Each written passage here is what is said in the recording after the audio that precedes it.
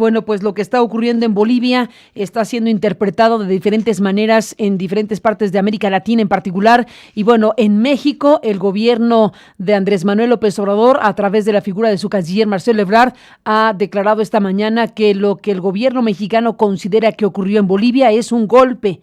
Así, con esas palabras, considera que es un golpe lo sucedido.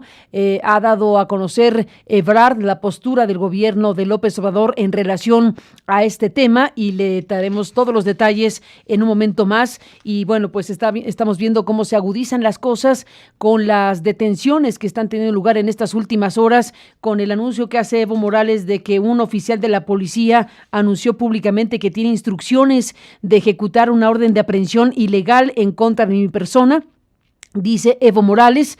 Así que son horas y minutos dramáticos en Bolivia y de esos estaremos hablando esta mañana de diferentes maneras. Esta mañana tenemos oportunidad de conversar con Boris Miranda. Boris es un importante periodista boliviano, colabora en estos momentos con la BBC, está en ruta hacia su país, hacia Bolivia, y te agradezco, Boris, que en este tránsito nos puedas tomar la llamada para hablar de lo que está ocurriendo en estos momentos. Buenos días desde México, saludos.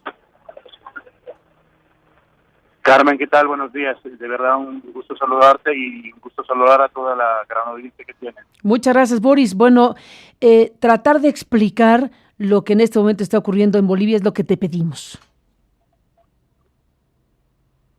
Pues imagínate, si hace 3 semanas alguien me decía que este iba a ser el desenlace de las elecciones de Bolivia, obviamente lo habría denegado por absurdo, por decirlo de alguna manera. Esto ha sido una cosa que ni el más optimista de los opositores ni el más pesimista de los seguidores de Evo Morales se llegó a imaginar. Es una cosa que en Bolivia tiene en realidad absorto a todo el país y de verdad es un desenlace que no se veía venir.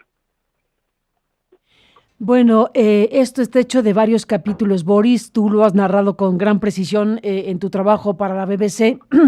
Esto empezó con unas elecciones que fueron señaladas de muchas irregularidades. ¿Por qué no hacemos un intento de recapitulemos? Empecemos por esas elecciones. ¿Qué sucedió ahí? ¿Qué sucedió después con la OEA? ¿Qué vino después con Evo Morales diciendo que quería, bueno, pues una auditoría? Después vino incluso antes de la renuncia el lanzamiento de la idea de volver a hacer elecciones. Esto está hecho de varios capítulos. Sí, exactamente. Es como una bola de nieve que comenzó a crecer. Mira, el 20 de octubre, domingo, el día de las elecciones, súbitamente el conteo de votos, o sea, el recuento de votos oficial que hacía el Tribunal Electoral de Bolivia, se suspende al 83%, cuando la tendencia anticipaba o marcaba una segunda vuelta entre Evo Morales y el candidato opositor Carlos Mesa. Posterior a eso, el día siguiente, casi 23 horas después, se reactiva el conteo, 23 horas que no se movió el conteo, y eso es lo que detona toda la susceptibilidad. Y 23 horas después se reactiva el conteo, ya con el 95% ya computado, y con Evo Morales ya ganando con la ventaja necesaria para declararse ganador en primera vuelta. Todo eso es lo que detona una movilización entre grupos opositores, no necesariamente seguidores del candidato Carlos Mesa, sino grupos de oposición o detractores de Evo Morales de diferentes sectores, de diferentes clases socioeconómicas, de diferentes rubros, etcétera, y es lo que va creciendo, digamos, la movilización que se mantiene durante 3 semanas, y en el medio la auditoría de la Organización de Estados Americanos falla el domingo en la madrugada. Estamos hablando de hace unas horas, cuando dice que hubo unas irregularidades tan fuertes que se recomienda unas nuevas elecciones. Entonces todo eso precipita, digamos, lo que primero ofrece Evo Morales de llamar a una votación, a una nueva votación, pero luego cuando las Fuerzas Armadas y la policía sugieren, ese es el término que usan, a Evo Morales, presidente, creemos que es un momento de dar un paso al costado para pacificar al país, es que se termina derrumbando, digamos, lo que se llama la presidencia de Evo Morales, porque ya sin la policía y sin las Fuerzas Armadas quedaba bastante desprotegido y ya sin un respaldo, digamos, para responder a la movilización callejera.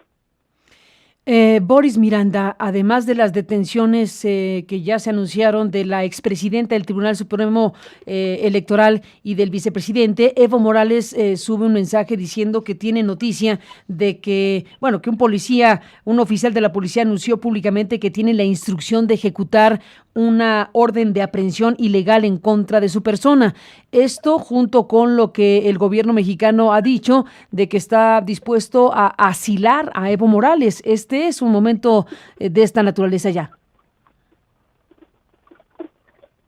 Sí, es de hecho bastante sorprendente que desde México salga el anuncio, no solo que le ofrecen el asilo a Evo Morales, sino que avisan que ya 20 personas, parte del gobierno de Evo Morales, solicitaron un asilo o refugio político en México. Es una cosa que realmente sorprendió mucho acá. Y bueno, en Bolivia también no pasó desapercibido que México fue uno de los muy pocos países que saludaron y felicitaron a Evo Morales por esta cuestionada victoria electoral que tuvo hace 3 semanas.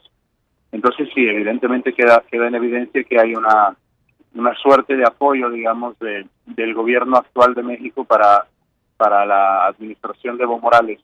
Y después el anuncio de la detención de Morales, que es denunciada por el presidente en su cuenta de Twitter, es también otra señal de la incertidumbre que se vive en Bolivia, porque honestamente, Carmen, en este momento en Bolivia no se sabe quién gobierna, no existe un presidente.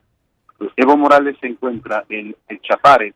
El Chapare es la selva donde se produce la hoja de coca, donde Evo Morales se convirtió en dirigente, donde se hizo fuerte.